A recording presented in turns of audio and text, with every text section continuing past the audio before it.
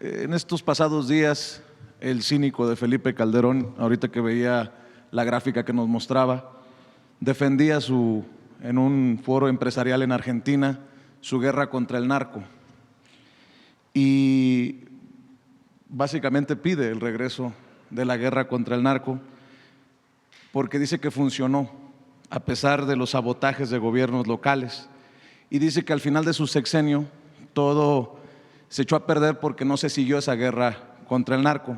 Lo menciono porque algunos de aquellos que callaron, cómplices desde los medios de comunicación con aquel pacto de silencio que firmaron en tiempos de García Luna y Felipe Calderón, hoy hablan del horror de que haya sido un adolescente el que asesinó a Carlos Manso, el presidente municipal de Uruapan. Yo creo que les falla la memoria porque en tiempos de Calderón, en la guerra contra el narco, se hablaba, de acuerdo a lo que me documenta el maestro Francisco Cruz, autor de Tierra Narca, que ya lo había publicado precisamente el papel del crimen organizado, reclutando a niños como sicarios,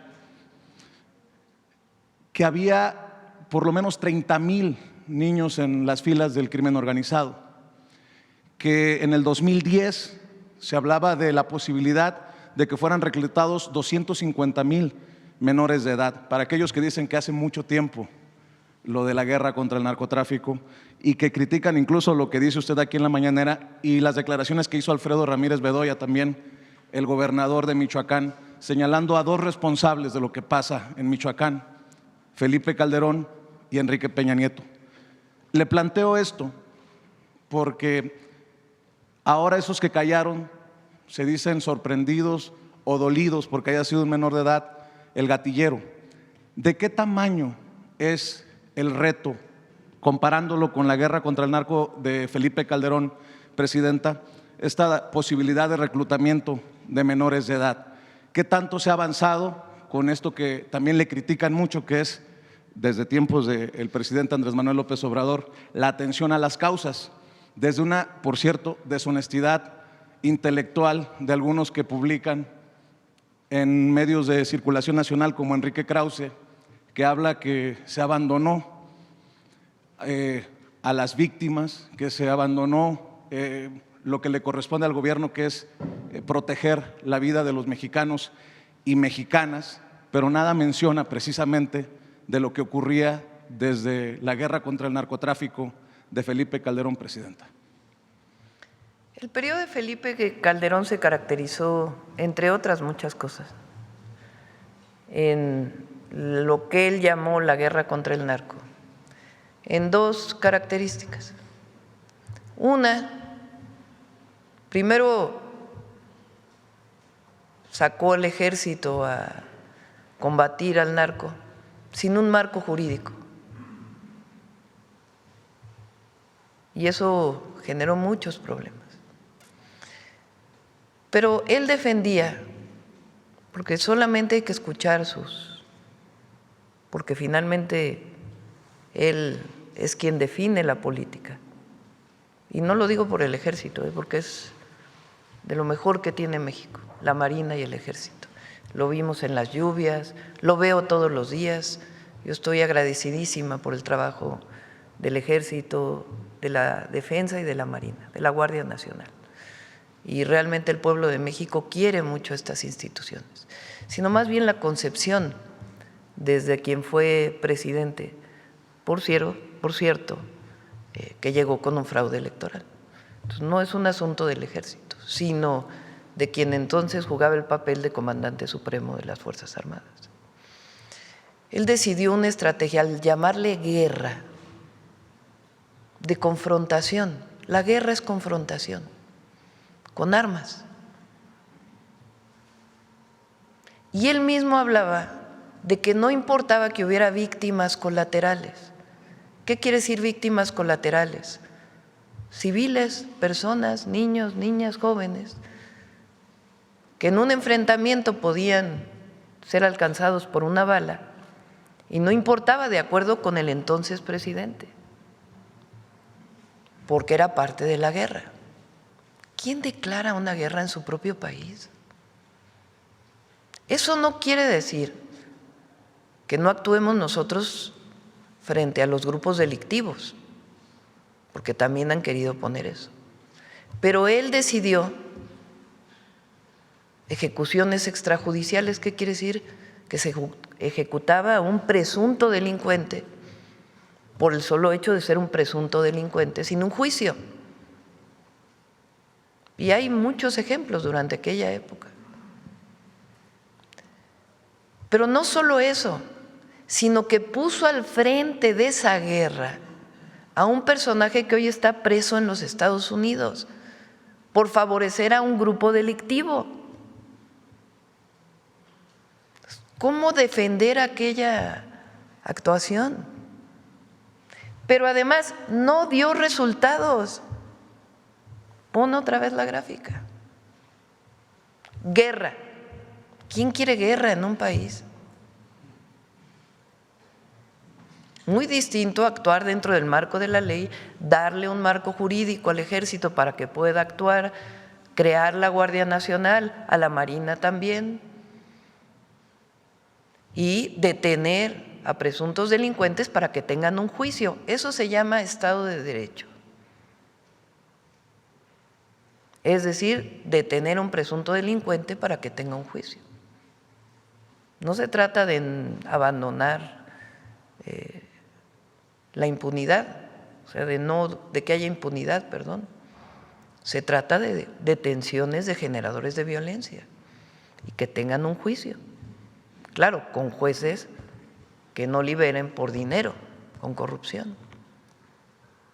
Entonces, declara la guerra y pone al frente de la guerra a una persona que está demostrado que operaba para uno de los cárteles y que se corrompió en el proceso y que hoy está preso en los Estados Unidos. Pero además aumentaron los homicidios dolosos en 148%. Muchos de ellos lo que él llamó víctimas colaterales. Peña hizo lo mismo, no cambió prácticamente nada en su estrategia. Claro, llevó a la Policía Federal, a la Secretaría de Gobernación, pero en realidad no cambió la estrategia. ¿Y qué ocurrió? 42% de homicidios. Pero además en ese periodo, justamente en ese periodo se abandonó a los jóvenes. Es justamente en ese periodo cuando el rector, entonces rector de la UNAM, le llamó ninis a los jóvenes. Ni estudias ni trabajas, como si fuera responsabilidad de los jóvenes. Abandono de los jóvenes. No hay escuelas, no hay educación, no hay empleo, mayor pobreza, mayor desigualdad, guerra y permiso para matar. No, bueno. Y además, al frente, a un delincuente. Eso es lo que ocurrió durante 12 años en nuestro país. Y asocienle la corrupción de los gobiernos.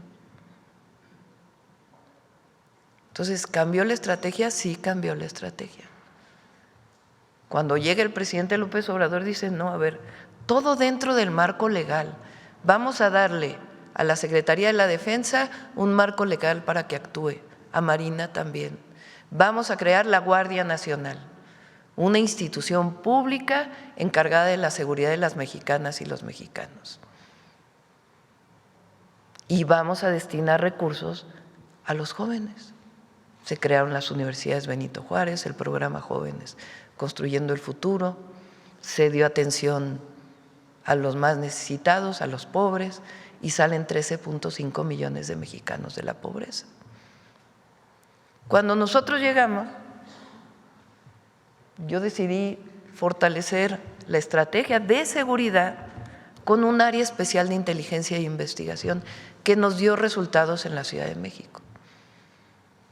Porque frente a los grupos delincuenciales se requiere más inteligencia e investigación que permita hacer las detenciones de presuntos delincuentes y la coordinación con los estados, además pues del seguimiento cotidiano y en la consolidación de la guardia. y fortalecer la atención a las causas con mayor presencia territorial en los municipios de mayor incidencia delictiva. Con este trabajo que hace Rosa Isela, la Subsecretaría de Seguridad y Protección Ciudadana, de ir tocando casa por casa a ver qué necesitan las familias. ¿Cuál es el resultado? Durante el periodo de López Obrador, 9% de reducción de homicidios dolosos. Y con nosotros, contabilizado por año, 28%. Contabilizado de septiembre del 24 a octubre del 25, 37% de reducción de homicidios dolosos. ¿Qué falta? Sí, sí falta.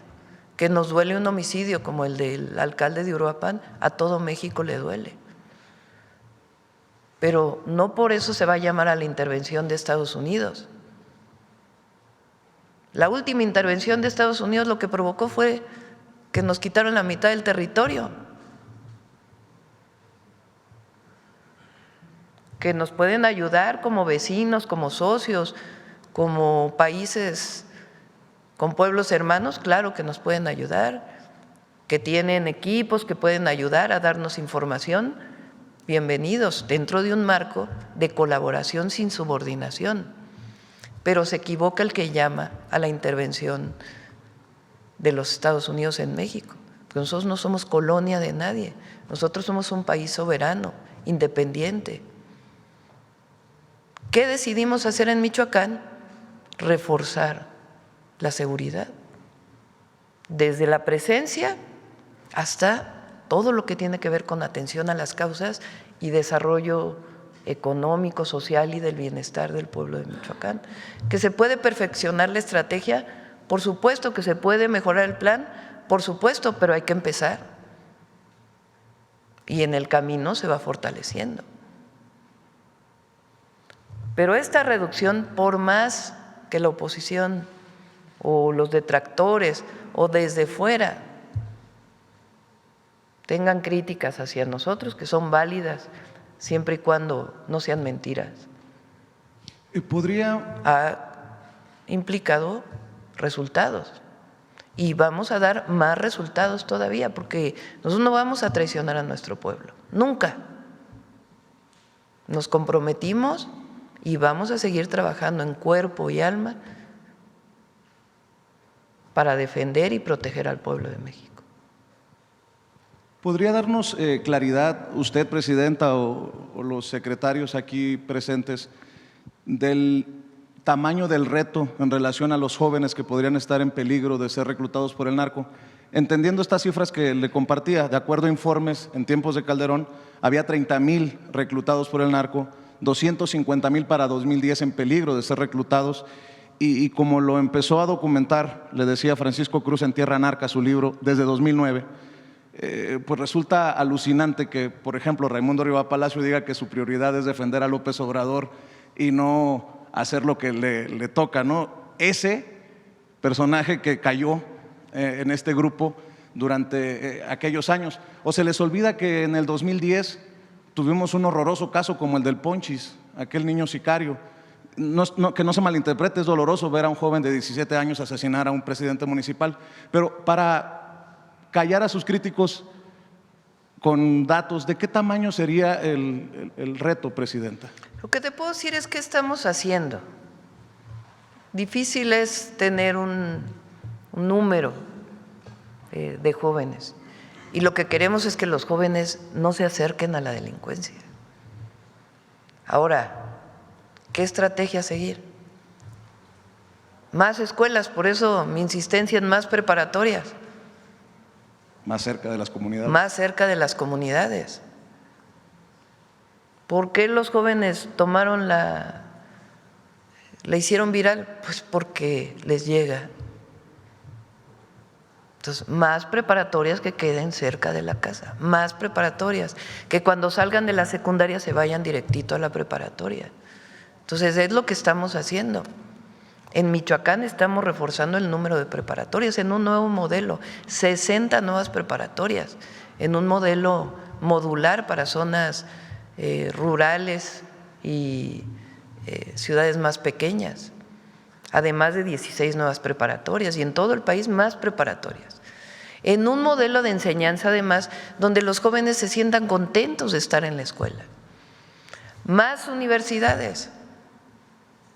La Rosario Castellanos, estamos en coordinación con las universidades públicas, tecnológicos, politécnicos, para que aumente la matrícula. Y nosotros, la Universidad Nacional Rosario Castellanos, además de las Benito Juárez para el Bienestar. Y ahora el programa que viene, que iniciamos en Michoacán, que es el de Centros Comunitarios de Alto Rendimiento México Imparable. Queremos que los jóvenes, en vez de acercarse a un grupo delictivo, tengan una pequeña beca y se pongan a hacer deporte. La escuela y saliendito de la escuela, hacer deporte o actividades culturales. Yo decía en mi campaña a la jefatura de gobierno, un estudiante más, un artista más, un deportista más, es un delincuente menos. Y en eso nosotros creemos.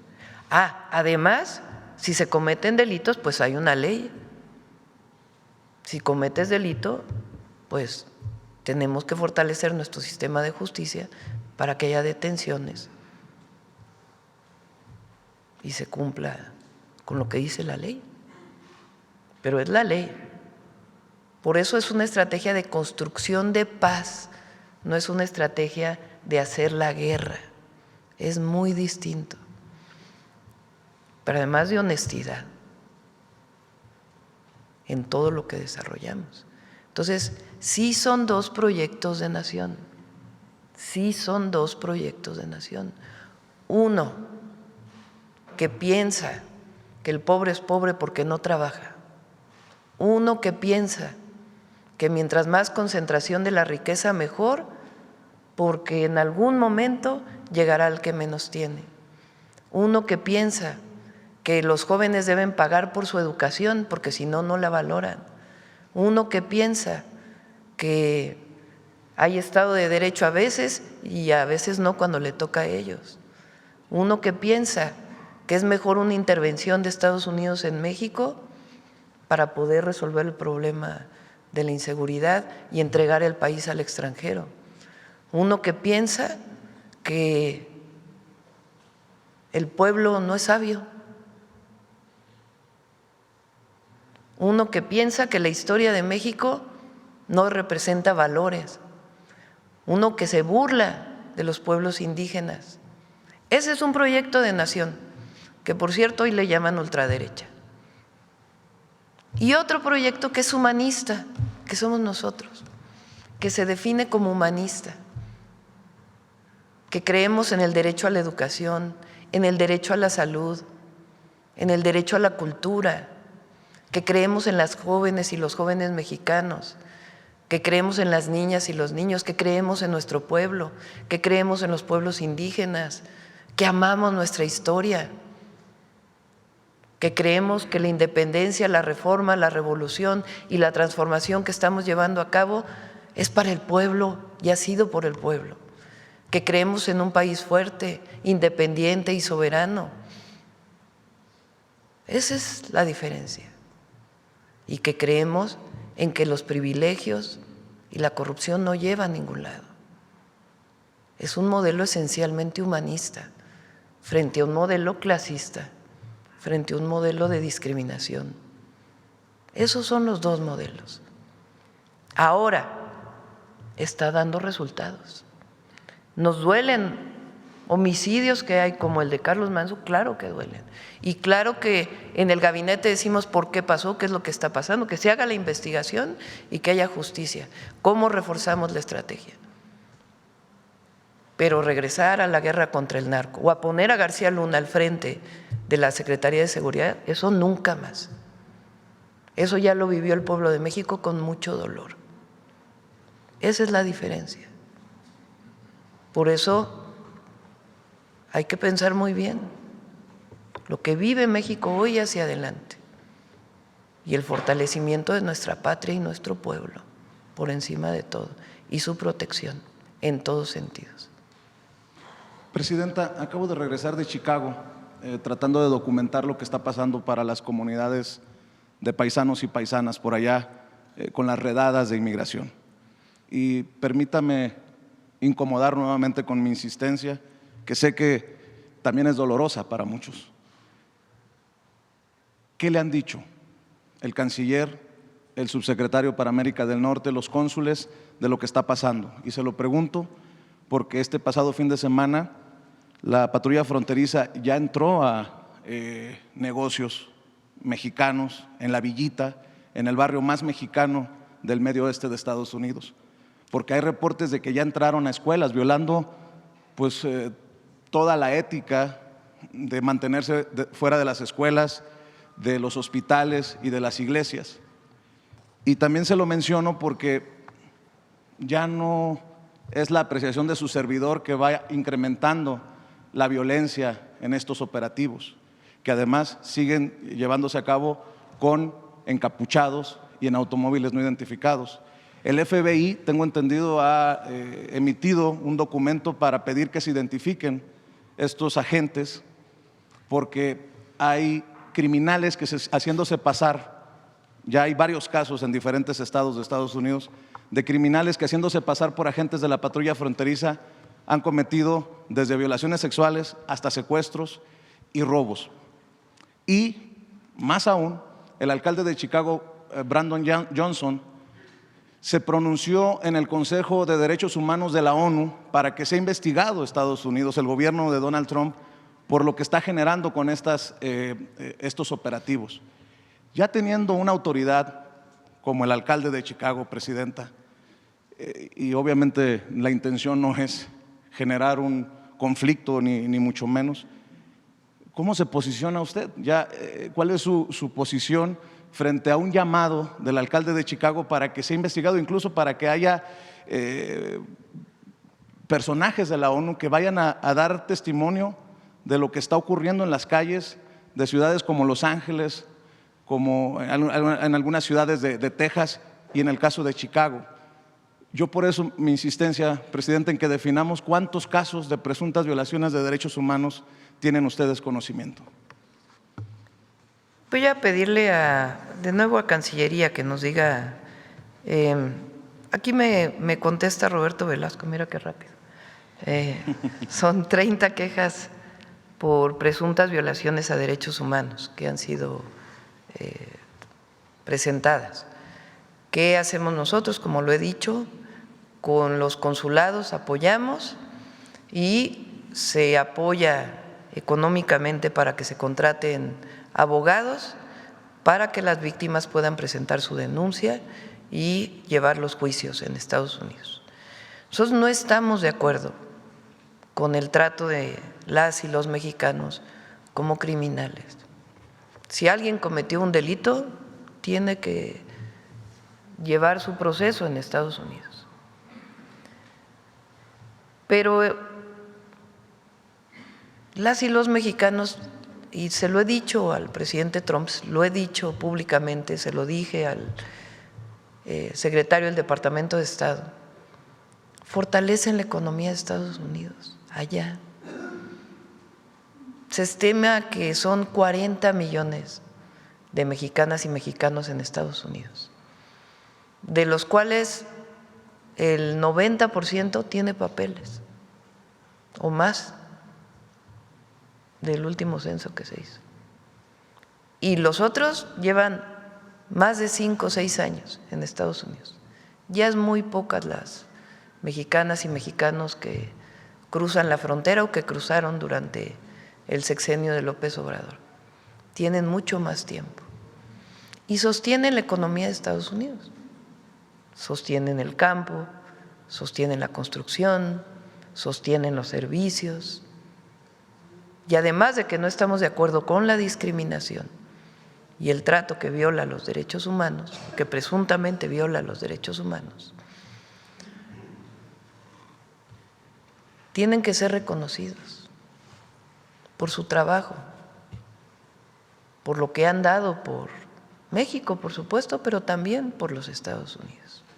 Esa va a ser siempre nuestra posición. Y nosotros actuamos también en un marco pensando en ellos, actuamos pensando en ellos. a México siempre buscamos una buena relación con el gobierno de Estados Unidos, pensando también en los 40 millones de mexicanos que están allá y en los 130 millones de mexicanos que están aquí. Siempre vamos a buscar el diálogo, la coordinación, y cuando no estemos de acuerdo también lo vamos a decir, pero buscando siempre un diálogo responsable, vamos a decirlo así. Y ahí donde no estamos de acuerdo, lo señalamos, y ahí donde hay que proteger a nuestros paisanos, siempre lo vamos a hacer. ¿Y qué piensa de este llamado del alcalde afroamericano de Chicago, que por cierto hay que reconocerle que ha defendido incluso hasta en el lenguaje que usan algunos colegas de ilegales, y dicen no son ilegales, son indocumentados? Creo que ha hecho un sobresaliente trabajo en ese sentido.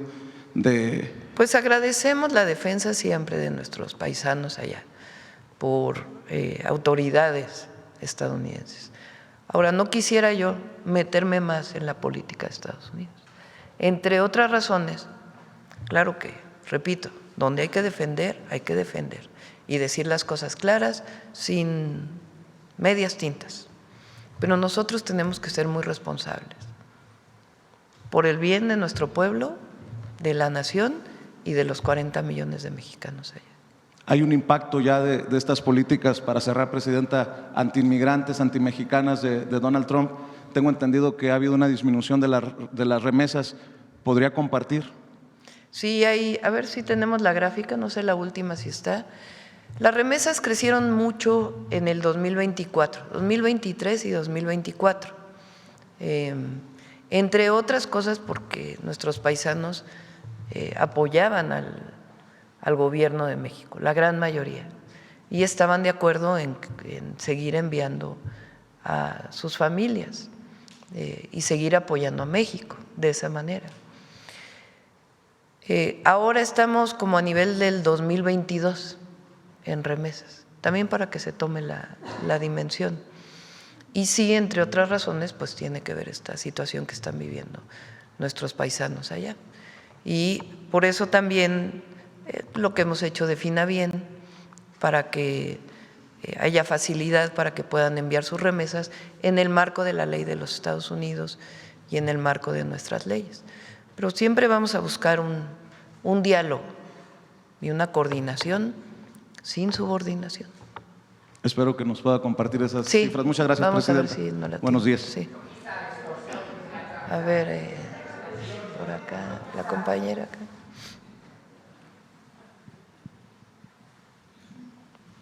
Gracias. Buenos días, Presidenta. Karina Aguilar, de Diario 24 Horas. Preguntarle ¿cuáles fueron los temas que trató ayer con los coordinadores parlamentarios? Tenemos entendido que tuvo reunión, y si tuvo que ver con el tema de revocación de mandato, por favor. La revocación de mandato, la propuesta de que más bien, porque hay que poner todo en claridad. ¿Quién propone la revocación de mandato? Porque ahora es como si alguien estuviera proponiendo que se hiciera una revocación de mandato. La revocación de mandato la propuso el presidente López Obrador y la llevó a la Constitución. ¿Con qué argumento? Que los gobiernos no podemos ser una carga para nuestro pueblo y que el presidente tiene que ponerse a revisión del pueblo a la mitad de su mandato. Esa fue una propuesta de López Obrador que llevó a la Constitución. Él la siguió desde que fue jefe de gobierno. Se hacía revocación de mandato cada 2 años en un esquema telefónico. La gente decidía si querían que siguiera gobernando o no.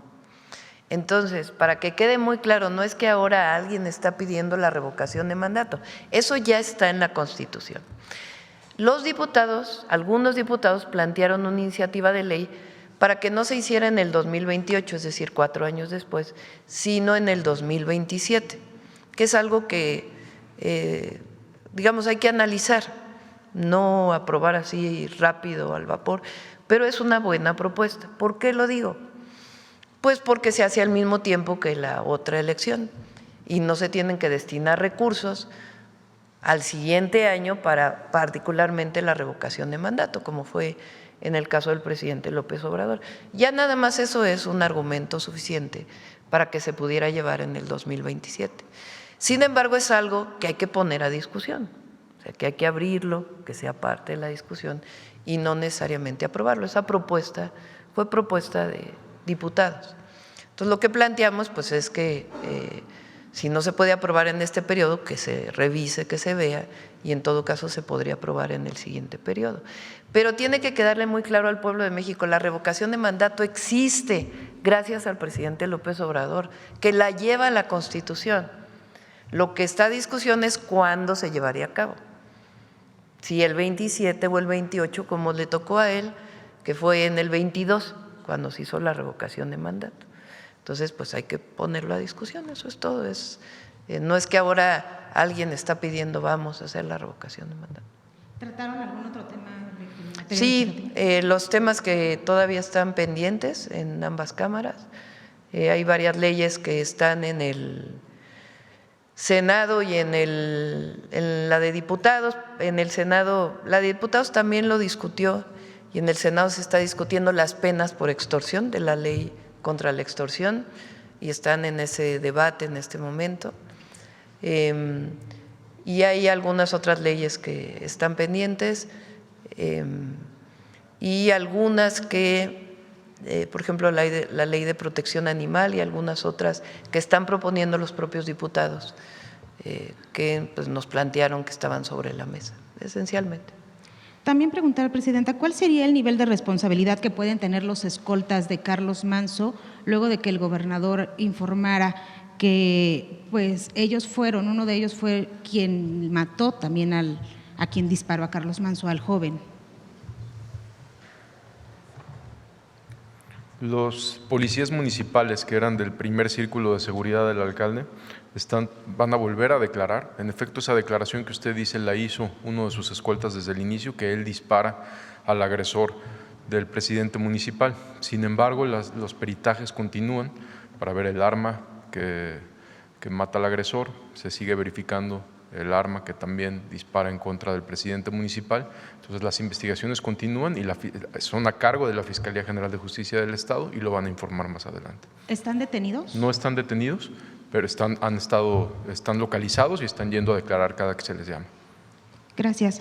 También sobre los temas que presentó ayer del Mundial, ¿cuál sería en materia de movilidad el dispositivo que van a tener para albergar a estos 5.5 millones de visitantes, de turistas? Principalmente, por ejemplo, vemos saturadas las salas del aeropuerto, pero también la llegada de transporte. ¿Van a permitir ya el acceso a los vehículos de aplicación? Son dos aeropuertos, en el caso de la Ciudad de México, que digamos son oficiales para el Mundial. Son el Internacional de la Ciudad de México Benito Juárez, en el que estamos haciendo una intervención a través de la Secretaría de Marina de más de 8,000 millones de pesos. Es para arreglo de las salas, arreglo de parte del drenaje, agua potable, las propias pistas, en fin, varios arreglos que se están haciendo y que esperemos estén listos por ahí de marzo más o menos del próximo año. Y el Aeropuerto Internacional Felipe Ángeles, que además ya va a estar funcionando el tren para cuando sea el Mundial, del AIFA a Buenavista y de Buenavista pues a donde vayan a ir los turistas que lleguen a la Ciudad de México.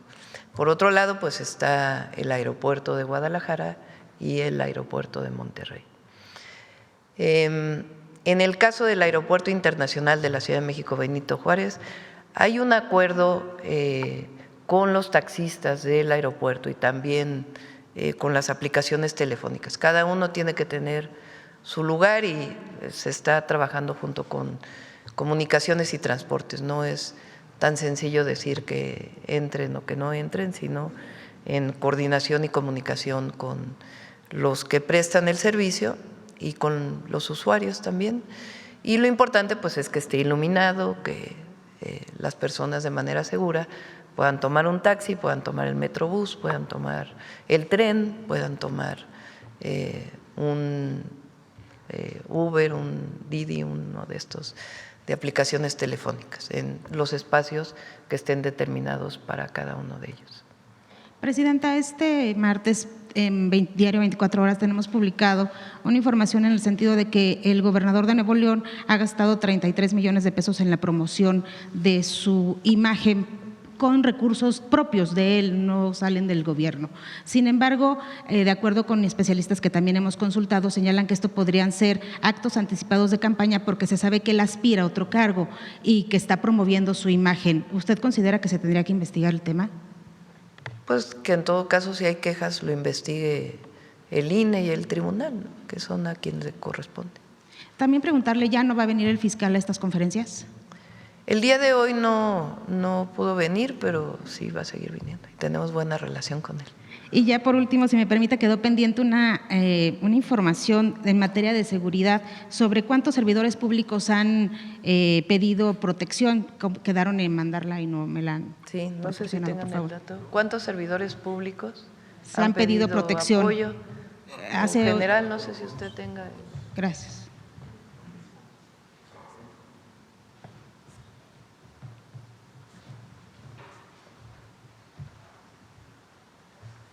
Hasta el momento, personal de la Guardia Nacional ha desplegado 70 escoltas, hasta el momento.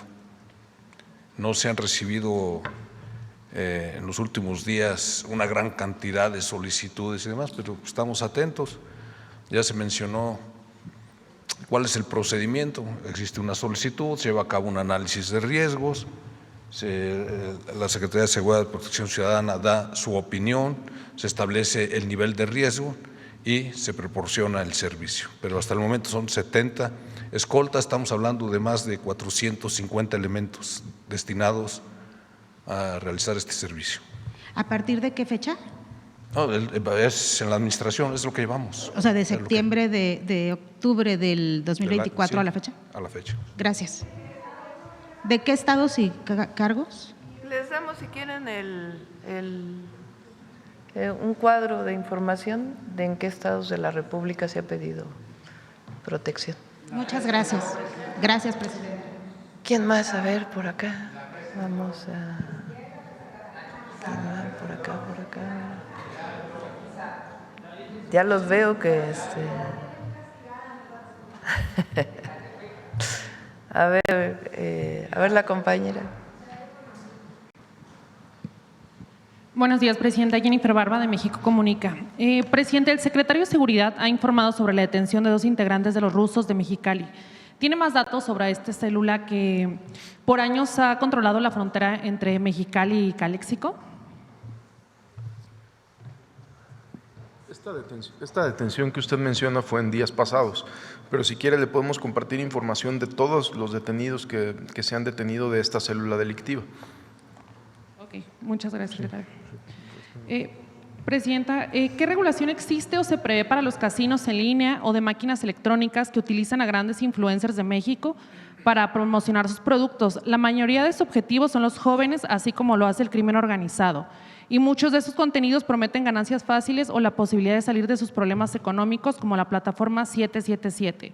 ¿Habrá pronto una regulación para estas plataformas o qué información tiene sobre si pagan impuestos? Se están revisando todos los casinos desde la perspectiva de seguridad y también de cumplimiento de la norma.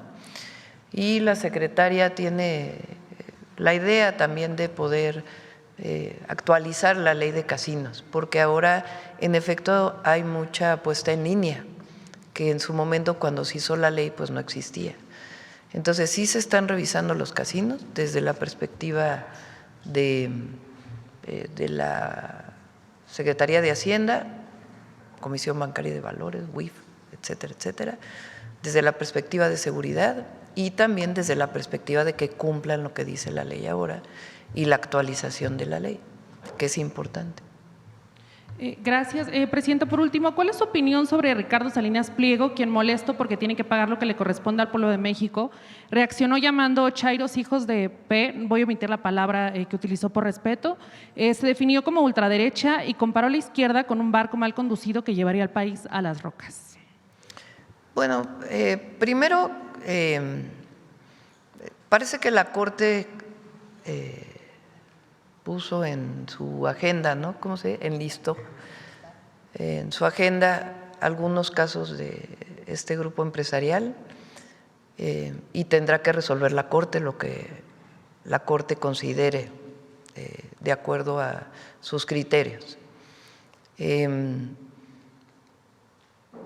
Lo he dicho aquí muchas veces, este grupo empresarial tiene adeudos con el fisco, con el SAT,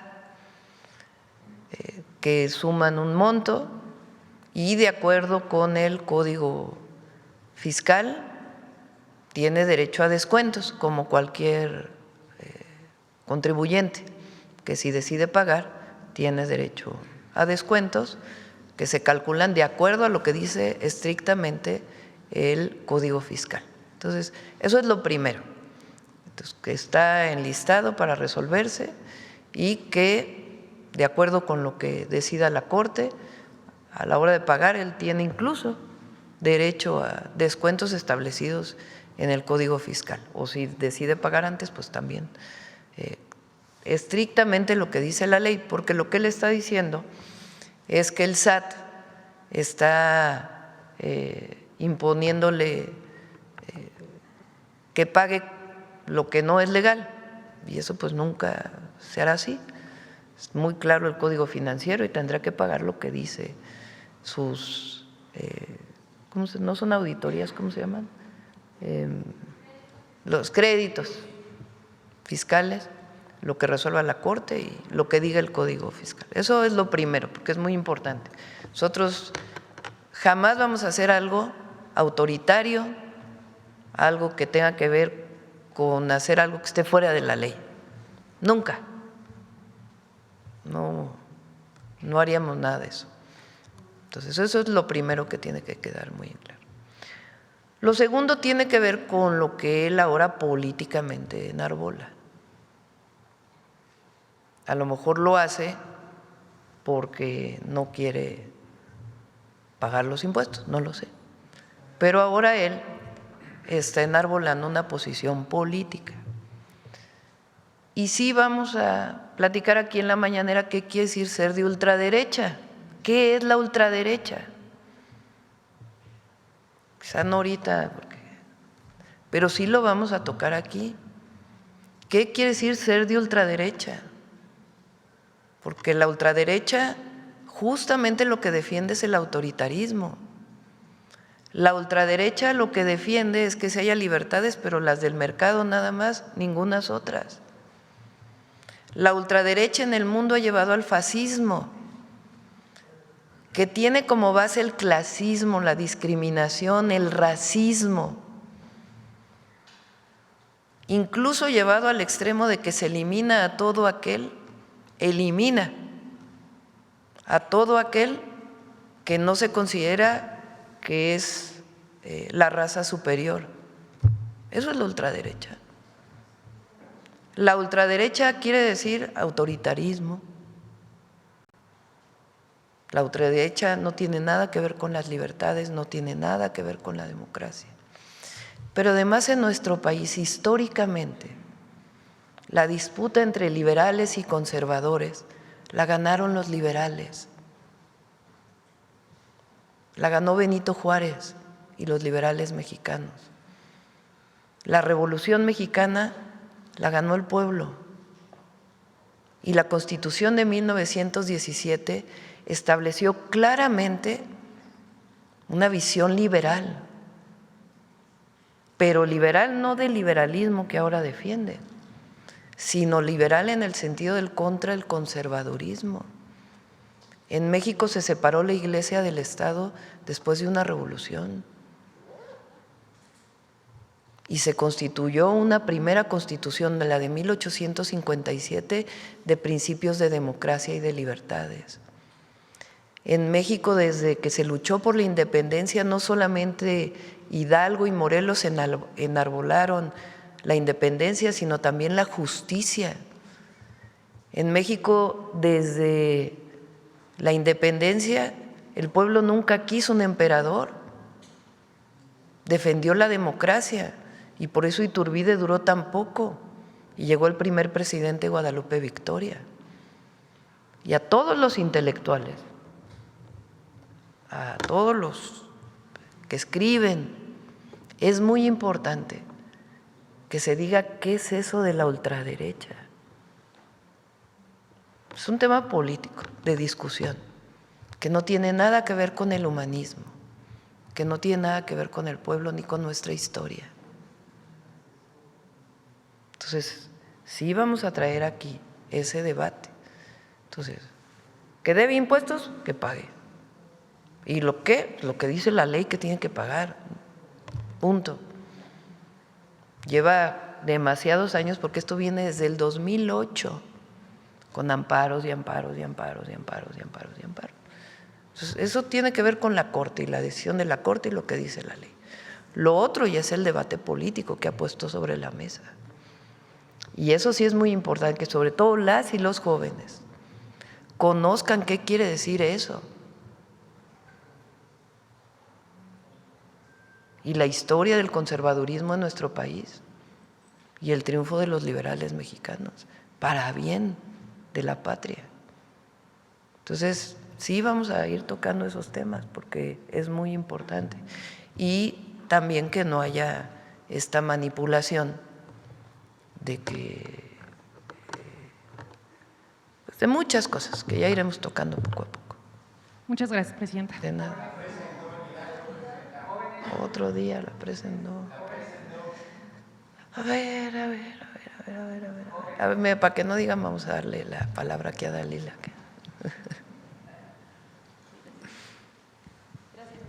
Gracias. Adelante. Justo estábamos esperando también al fiscal general Alejandro Gertz Manero. ¿Cuál sería la razón por la que no vino? Hoy no vino, pero en las siguientes podrá venir. Bueno, es que justo queríamos preguntarle sobre esta situación, sobre el tema de los detalles de una investigación en torno a una falla que registró una aplicación SAT-ID que habría dejado en vulneración a millones de contribuyentes que tienen ahí su información, en cuanto a información fiscal en específico, y que, bueno, se demostró que incluso podía vulnerarse, suplantarse la identidad de algunas de las personas que están ahí registradas. Queríamos preguntar sobre el asunto de, o tal vez usted sepa sobre el asunto de si sigue operando esta aplicación, si también existiera pues este dictamen informático de la Fiscalía en el que hablaba precisamente de que esta aplicación carecía de medidas de seguridad, y bueno, pues también si se investigará a los responsables del diseño de esta aplicación que se dio con la gestión todavía de la secretaria de Anticorrupción, Raquel Buenrostro. ¿Tiene información al respecto?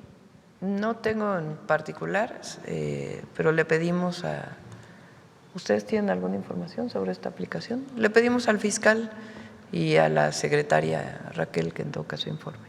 Sí, que saber también si desde la Secretaría se va a investigar a los funcionarios que pudieron estar involucrados y determinar si en efecto esta aplicación… Lo preparamos y lo presentamos. Gracias, presidenta. Sobre el Plan Michoacán que presentó apenas el domingo, hablaba usted, son varios puntos, hablaba usted de una inversión mixta, ya también escuchábamos al secretario Ebrard hablar de temas de caminos y carreteras en específico, pero quisiera preguntarle de dónde vendrían estos recursos en la parte privada y en la parte también pues pública. Sabemos que tiene que ver también con cuestiones aparte de programas sociales y etcétera, de infraestructura.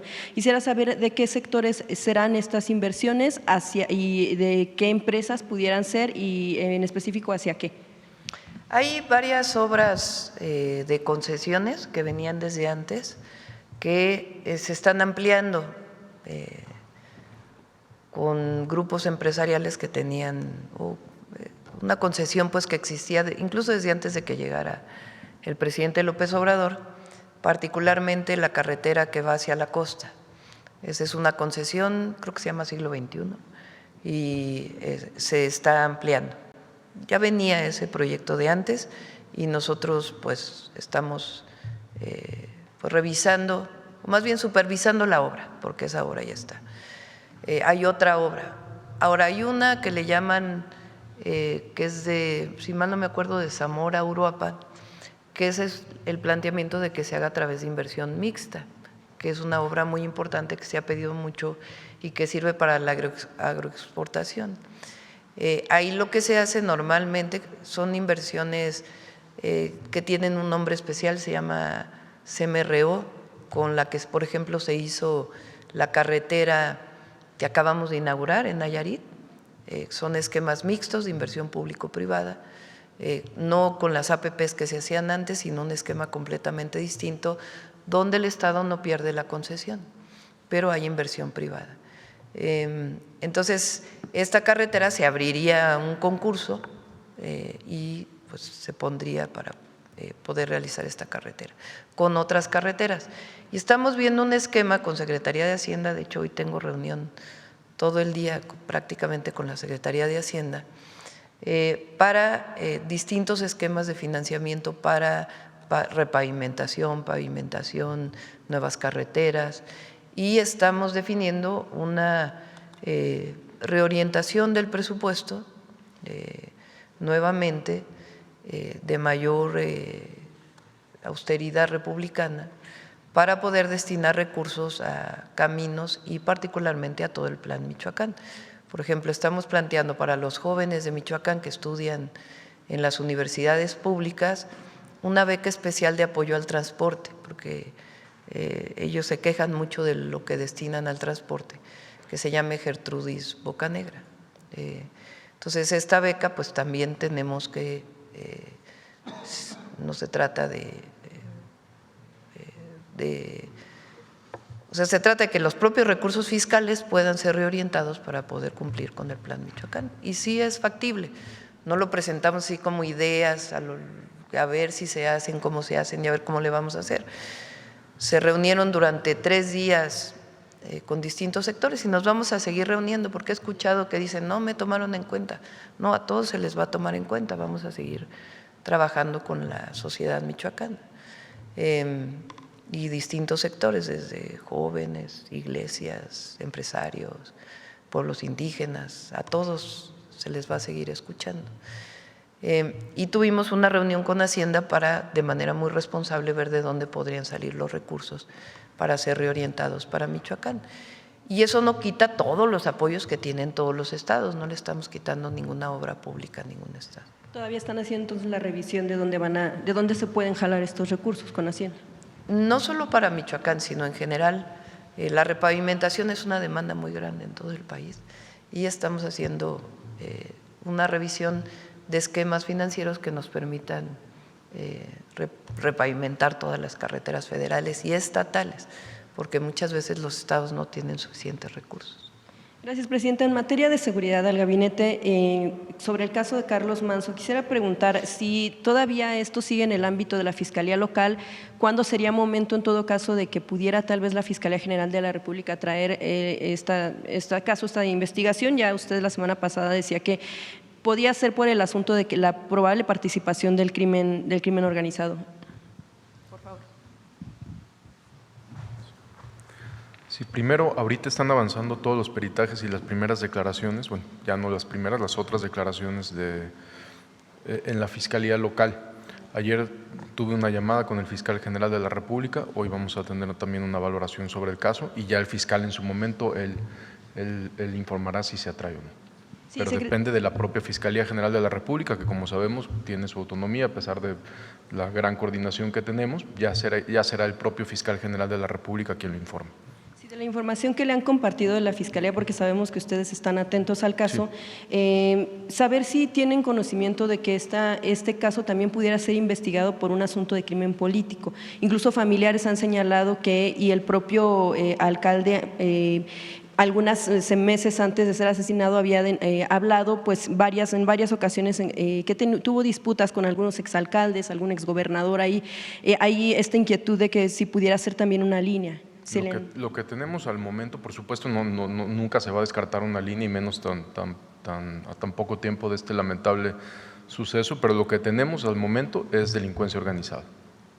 Entonces, no todavía es momento de que la Fiscalía… El Fiscal General de la República lo informará. Lo importante es que la investigación no inicia hasta que se lo lleva a la Fiscalía General de la República. La investigación inicia como inició desde el primer momento.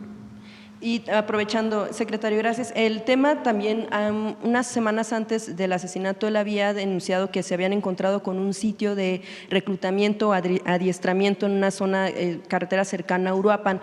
Se le informó a usted, se está investigando, incluso se hablaba de que estaban involucradas algunas personas extranjeras en delitos en este tipo de sitios, como recordemos, bueno, ya se había dado en Teuchitlán, ¿no? De este caso específico que mencionó el presidente municipal tendríamos que revisarlo, pero hay constantes patrullajes por parte del Ejército en la zona. Ha habido también detenidos extranjeros en Michoacán, como lo hemos informado aquí. También les podemos precisar cuántos detenidos extranjeros han sido en Michoacán. Gracias. Secretario, finalmente para usted quisiera preguntarle, sabemos que están en un plan antiextorsión y que están avanzando en temas de detenciones. Sin embargo, a la par de que se da esta situación, ¿cómo puede o debe actuar un ciudadano que está siendo víctima de extorsión, por ejemplo, de clara extorsión, de que tienen que pagar por la venta, no solo de aguacate, de limón, también en otros comercios de venta de pollo, de cualquier otro alimento que se está dando no solo en Michoacán, también en algunos otros estados? Hace tiempo se hablaba también del Estado de México. ¿Cómo debe de actuar una vez que se denuncie, que ustedes como Estado retoman la denuncia como propia para avanzar en la investigación? Pagar el cobro de lo que les están pidiendo antes, mientras es detenido el delincuente, para evitar que sean asesinados. Sí. Por eso, a partir del 6 de julio, que inició la Estrategia Nacional contra la Extorsión, se ha dado mucha difusión al número de 089. Como lo informamos aquí hace unos minutos, las denuncias se han incrementado. Después de que informamos y de que se inició la Estrategia Nacional contra la Extorsión, las denuncias se han incrementado. Esto quiere decir que hemos tenido confianza en la ciudadanía para atender los temas. ¿Por qué el 089? Primero, porque es totalmente anónimo, es la protección de la víctima. Lo que la víctima necesita en este caso tan delicado, en este delito tan delicado como es la extorsión, son dos cosas principalmente: el acompañamiento de un asesor profesional, que son los que están en el 089, muchas veces es telefónica. Cuando son extorsiones telefónicas se resuelve por teléfono, pero cuando son extorsiones presenciales se les da la opción de que vaya un asesor, totalmente, obviamente de manera confidencial. Entonces es el acompañamiento a la víctima, pero también la confidencialidad de la víctima. O sea, por eso insistimos tanto en el 089. Conforme se incrementan las denuncias, tenemos más información, tenemos más datos para poder investigar. No estamos, pues, estos casi 500 detenidos que van en delitos por delito por extorsión, son con las propias fiscalías muchas veces de los estados. Sí, pero ¿cuánto tiempo pasa entre que es denunciado y es detenido el extorsionador? Depende de cada caso. No víctima? tendríamos una regla en general para decir después de la denuncia se detiene en 24 horas o en 36 horas o en 48 horas, pues es imposible. Hay casos que se resuelven de manera inmediata, hay casos que son, por ejemplo, este caso que mencioné hace poco donde 3 agentes de investigación fueron heridos, pues fue a la hora que recibieron la denuncia. Entonces llegan los agentes, se hace una investigación de la última denuncia, donde había otras denuncias en el mercado central de Acapulco, y en el operativo de 1 hora hubo 3 agentes heridos, un delincuente que pierde la vida, y a las 6 horas hay 6 detenidos. Entonces varía dependiendo del lugar, de la denuncia, de qué tanta información haya, son muchas cosas. Gracias, secretario. Gracias. Si pudiera preguntarle, Presidenta, si me permite, también al secretario de la Defensa, ¿cómo será el despliegue de los elementos en Michoacán? Si va a haber como rotación, se hablaba de un señalamiento en torno a cómo evitar que se dispersen las actividades o los delincuentes hacia otros estados porque Michoacán estará blindado. ¿Cómo darán respuesta a estas preocupaciones?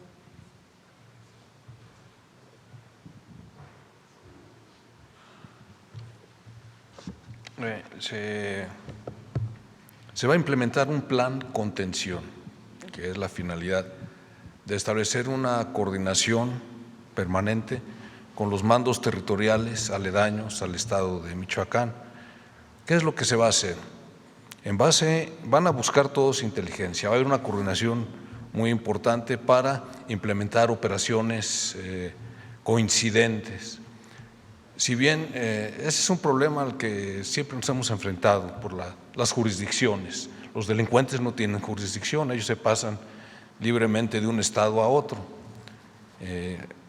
Hemos establecido un procedimiento que se llama mandos especiales, es decir, en esa área se le da el mando a un comandante y él puede emplear las tropas de un mando territorial y de otro. Entonces, esa es la manera en que se va a hacer. ¿Cómo se va a materializar? Bueno, también se van a establecer muchos filtros carreteros mediante puestos de control. Van a tener medios tecnológicos, va a haber binomios canófilos. Es la forma en que se va a operar. Esa es la manera. ¿Esto de contención significa encapsular o a los delincuentes para evitar que vayan hacia otras zonas? ¿Cómo va a ser ahí la operación? Así es, sí, en efecto. Encapsular detenciones. También encapsular, dar seguridad en el área, permitir el libre tránsito a los ciudadanos, a la población, evitar enfrentamientos entre ellos. También va a haber, por ejemplo, en límites con Michoacán y Jalisco, vamos a mandar células de detección de explosivos para que revisen todos esos caminos en donde se tiene ya información de que existen ese tipo de artefactos, detectores, carros antiminas. Esa es la manera en que lo vamos a hacer. Bien, secretario, voy a preguntarle, aprovechando que está ahí, con lo sucedido con el alcalde de Uruapan, mientras avanza, por supuesto, el plan en el que buscarán que se tenga estos resultados, ¿qué tiene que cambiar en los protocolos de cuidado de algunos funcionarios? En este caso estamos hablando de presidentes municipales, sobre todo porque, pues, usted, como mencionaba, este protocolo pues falló, a final de cuentas, bajo el resguardo que debía tener de seguridad, pues fue asesinado. Si no vieron venir, por ejemplo, que en un evento público pues masivo hasta cierto punto, pues no corriera este tipo de riesgos. Bien, el protocolo no falló, falló el protocolo de nosotros, hablo de la Guardia Nacional. ¿Qué es lo que vamos a hacer? Tratar de concientizar más a la persona que se les va a resguardar para que se apegue o coopere para la implementación de este tipo de protocolos. Si desde un principio él tal vez hubiera aceptado que fuera el personal de la Guardia Nacional quienes tienen cursos de protección a funcionarios y tienen otro tipo de preparación, se hubiera incrementado su nivel de seguridad. Eso es lo que se va a hacer. ¿Hasta dónde llegó su responsabilidad en ese acto? La Fiscalía General del Estado tiene el asunto, está haciendo la investigación, ellos determinarán. General, ya nada más para finalizar, se cumplen 6 meses del asesinato de 2 niñas en Sinaloa, sí. Que las familias denuncian que pues fue a manos del ejército, no fue en un fuego cruzado ni en un enfrentamiento directo. ¿Qué información se está investigando a los elementos que participaron en este hecho en el caso de Lady y Alexa? Sí. Se abrieron carpetas de investigación con la Fiscalía General de la República de inmediato y también con la Fiscalía General de Justicia Militar. En el caso de la Fiscalía General de Justicia Militar, el juez dictó prisión. Se encuentran en la prisión de Mazatlán los 6 elementos que están involucrados y la Fiscalía General de la República pues lleva el seguimiento por el tema del homicidio en donde se vieron afectados las 2 niñas. Esa es la situación. Gracias, general. Finalmente, presidenta, sobre este asunto, bueno, ya que está presente el Gabinete de Seguridad, que es un tema pendiente con la agresión que apenas padeció en las calles de la Ciudad de México, preguntarles al gabinete si qué pasa con el tema de la estrategia de protección a la presidenta. Sabemos que hay un grupo de cercanía, pero también con pues a lo mejor de cuestión de perímetro, ese tipo de cuestiones. ¿Qué papel juegan también los elementos en este caso, pues que puedan estar con el resguardo? Acércate más el micrófono porque no se escucha. Sí, bien. presidenta, con lo último que padeció apenas en calles de la Ciudad de México, esta agresión, si no se escuchaba, preguntarle al gabinete de seguridad qué papel juegan elementos, tal vez del Ejército, tal vez de la Secretaría de Seguridad, para el resguardo de la propia Presidenta de la República. El equipo que va conmigo no son del Gabinete de Seguridad, es un equipo de ayudantía. Cuando salgo fuera de la ciudad, voy en un vehículo que tampoco es del Gabinete de Seguridad, sino del equipo de la Presidencia, y a veces va un vehículo de la Guardia Nacional a distancia cuidándonos. Ese es el protocolo que seguimos. Claro, pero justo preguntaba porque pues esos elementos de ayudantía no tienen experiencia en cuestión de seguridad, que como dice el general secretario, pues muchas veces hay protocolos que pues personas expuestas. No me va a pasar nada, no me va a pasar nada. Bien, presidenta. Gracias. Finalmente sobre el tema… Tomamos una decisión de estar cerca de la gente. Y si hay situaciones de riesgo, una alerta que tiene CNI que dice, la presidenta puede estar en riesgo en un lugar. bueno, pues entonces nos protegemos un poco más. Eso es lo que ¿Se aceptaría seguimos. las recomendaciones, por supuesto, en caso Siempre de- acepto las recomendaciones del secretario de Seguridad, del secretario de la Defensa, del secretario de la Marina. A veces ellos me piden que tenga más seguridad, pero no consideramos que sea necesario. Ahora, si hay una alerta que ellos por inteligencia tienen alguna preocupación, pues evidentemente me la dicen y buscamos mayor protección o no ir a ese lugar, ir a otro lugar. Es decir, si estoy pendiente, no hay irresponsabilidad en esto, estoy pendiente y ellos, si hay algo, me informan y tomamos decisiones para evitar pues algún problema. Pero no, hasta ahora no ha habido. Qué bueno. Gracias, Presidenta. Y sobre el tema de la relación México-Perú, ¿cómo queda después de que pues es declarada persona non grata con toda esta Y no va a haber situación? nada, porque ya los oí que se… Ese es, para todos los que nos ven a distancia, así pasa aquí en la mañanera. Cuando se dice algo que de mi parte o de alguno de los compañeros o compañeras que pregunta y parece algo como difícil, se oye el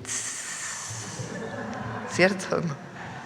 Adelante. Sobre el tema, perdón, de la relación México-Perú, después de que se le declarara persona non grata como al expresidente Andrés Manuel López Obrador, ¿hasta dónde se rompen solo relaciones diplomáticas? ¿Cómo queda la situación entre ambos países? Hasta ahora no se han roto las relaciones consulares, sino solo las diplomáticas. Y con gusto la Cancillería puede dar más información. Y no es que se hayan roto, ellos decidieron romperlas, ¿no? Sí, o sea, no es que ambos decidimos. Bueno, vamos, ya cerramos. Yo creo que ya cerramos, ¿no? Son 9:30. Muchas gracias a todas, a todos. Nos vemos mañana. Buen día.